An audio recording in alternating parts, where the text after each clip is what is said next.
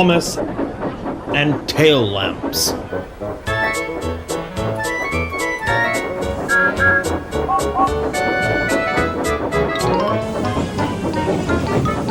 Percy sat pouting on a siding.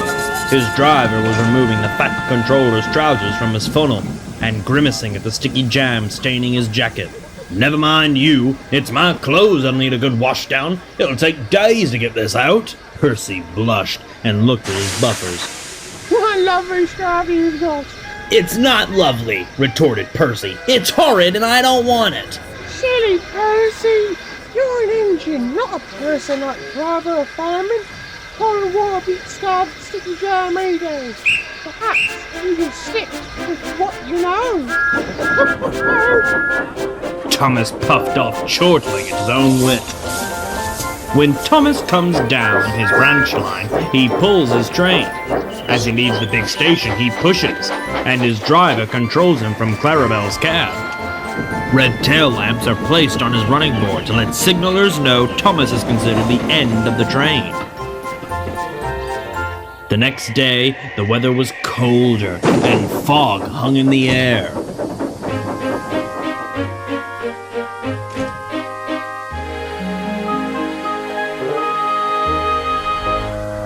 The gloom did nothing to dampen Thomas's spirits. Oh, silly Percy, silly Percy. He guffawed. Thomas laughed so much that he let off a great whoosh of steam. A man jumped in fright, dropping his briefcase. Papers flew everywhere. "You bothersome engine," he huffed, shaking a fist. "Look what you've done!" Thomas blushed and silently composed himself. Driver, fireman, and station master scurried and scrambled to catch the papers, which seemed more interested in floating on the breeze. After a great deal of chasing, they were all securely in the passenger's briefcase. "Good glory!" exclaimed the guard, checking his watch. "It's nearly time to leave." He blew his whistle and waved his flag. Thomas started back down the branch line. In the confusion, no one had remembered to move the tail lamp. Come along. Thomas huffed. "Settle down, Thomas," advised the driver. "We can't go dashing about in this fog." Sniffed Thomas. There's no danger. I'm not accident prone like Percy. Hold.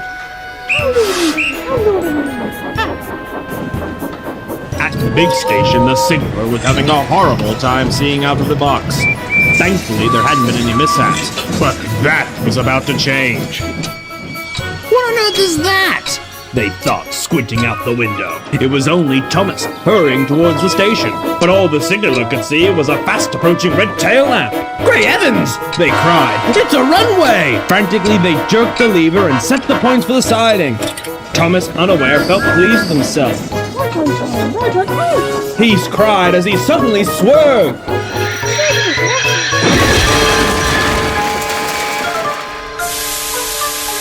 When he regained his nerve, Thomas found himself derailed. A pair of buffers sat in a sorry state in front of him.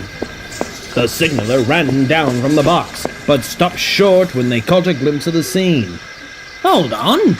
You're not a runaway!" No, I'm Thomas. He groaned. No one had been hurt, but the passengers were furious at the sudden shakedown. The fat controller came to quell their fury, then turned his attention to Thomas. "My fault, sir," sighed the signaller. "I only saw the tail lamp through the fog and thought—" Understandable mistake. interrupted the fat controller. As for you, Thomas, I hope this will teach you the importance of proper tail lamp placement and taking care in fog. Yes, sir. sighed Thomas. Percy arrived at the crane to put Thomas back on the rails. "Dearie me," he smirked. "Thought you tried masquerading as a brake van, did you? Silly Thomas, you really ought to stick with what you know." What Thomas did know was that he'd never mention scarves or sticky jam round Percy again.